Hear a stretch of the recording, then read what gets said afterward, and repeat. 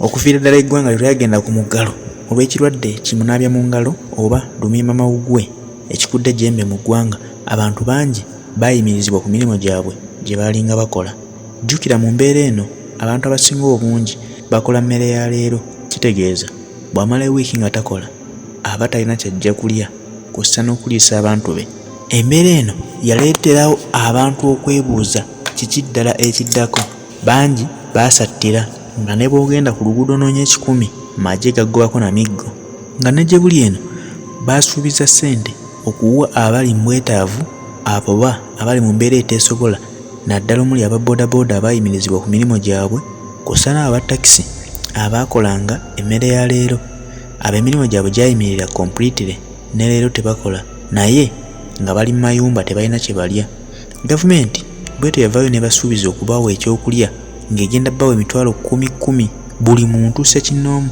Weewaawo nga eggwanga baali lookinga okumala ennaku 42, emitwalo egyo 10 tosobola kugirira nnaku 42.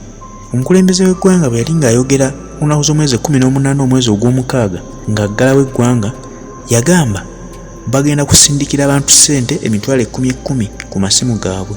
N'agamba wabula abeetaaga emmere gavumenti terina kuddamu kugaba mmere olw'okuba nti kijja kubeera kisaasaanya ekirwadde kino, nga mu ngeri eyo abeetaaga emmere balabe ababaka baabwe aba palamenti be baalonda.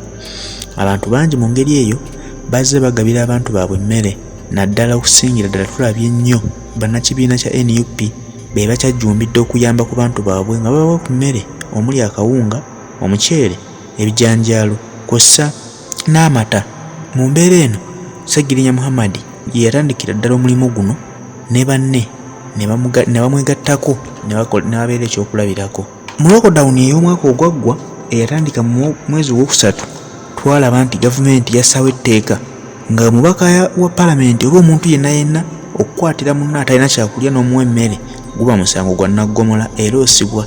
Honorable Zaake Francis Butebi, omubaka w'Emityana, yalabwako bwe yali ng'agabira abantu b'emmere wadde nga yagoberedde amateeka.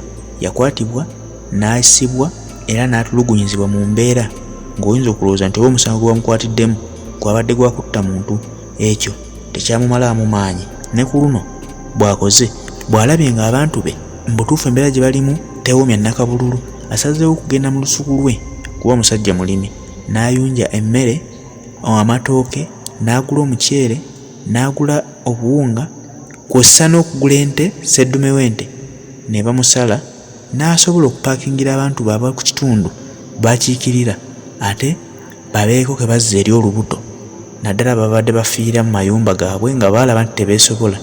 Ono nno omulimu guno agukoze olunaku olwaleero nga enteekateeka eno yonna ey'okugabira abantu b'emmere egoberedde bulungi amateeka agalagirwa abasawo b'ebyobulamu. Mubadde okwambala masiki, abantu be babadde bambadde bulungi masiki zaabwe, amabanga emmere ero giraba bwagitadde bulungi mu space, buli omu ayimirira ku ttooke lye nga tewali koona ku munno. Nga nno omulimu guno agukoledde mu kisaawe ekimanyiddwa nga Mityana Gombolola Grounds, nga mwabasinzidde okutuusa ku bantu be obuyambi obw'emmere, wabula abamu ku abo balabye nti bali mu mbeera embi ennyo, takomye kubawa bw'emmere wabula ng'ono bambi abawereddeko n'ebbaasa erimu ensimbi enkalu batandikirewo okuyiyizaako obulamu bwabwe, ng'ate n'embeera we nebasangira nga balinako we bali. Munnaffe Zaake omubaka w'Emityana, tukuyozaayoza olw'omutima omulungi gw'olaze abantu bo era n'obutagwamu maanyi olw'ebyo ebyakutuusibwako.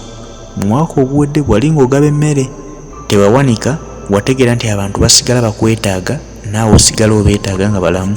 Omutima gw'olaze Mukama akuddizeewo. Mu ngeri y'emu ne Pastor Herbert Kiwanuka owa Glory of Christ Church esangibwa e Kawaala, naye kyekintu kyekimu kyakoze ng'awaddeyo eri abantu be baasumba ab'omu kyaki ye, naddala abasinga okusabira ewuwe n'abo abatasabirayo naye nga bakumuliraano, ng'alaba nti beetaaga obuyambi buno. Bonna abawadde amatooke omuli akawunga, omuceere n'ebijanjaalo, era naye ng'ayagala abantu be baleme kufa enjala ate bamwekwase nti omusumba tumuwa ekimu eky'ekkumi naye ye teyatuddiza mu kaseera embeera bwe yatabukira. Ono naye awadde eri abantu be lwakuba nti ekinjawulo ekiri ku ono tebagoberedde mateeka, kubanga otunuulira ddala ekifaananyi kino emabega eri olabira ddala entuumu y'abantu nga bali kumukumu, tewali mabanga. Naye ekyo si kikulu singa Mukama ayamba ne baba nga bavuddewo nga tewali asiigiddwa. Ekirungi nti bafunye ku kyokulya. Naawe munnaffe Pastor Herbert Kiwanuka tukuyozaayoza olw'omutima omulungi gw'olaze eri abantu. Endiga zo zinaakujjukiranga nazo ng'essaawa y'okusinza ezzeemu okuŋŋaana awamu mu makanisa. Mukama abawe omukisa.